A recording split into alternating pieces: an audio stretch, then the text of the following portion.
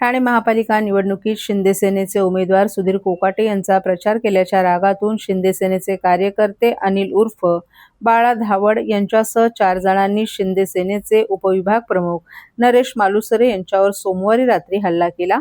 त्यातील जयंत उर्फ जॅकी भोईर यानं मालुसरे यांना गोळ्या घालून ठार मारण्याची धमकी दिली।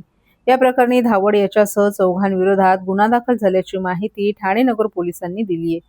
मालुसरे 13 एप्रिल रोजी रात्री 12:30 वाजण्याच्या सुमारास टेंभीनाका येथील शाखेजवळ दुचाकी घेण्यासाठी गेले होते।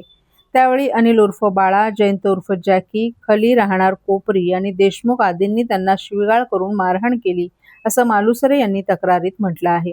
निखिल बुडजोडे यांच्या गटानं मालुसरे यांच्यावर हल्ला केला। उपमुख्यमंत्री एकनाथ शिंदे यांनी दाखवलेल्या विश्वासामुळे आपण 14,000 मतांनी निवडून आलो।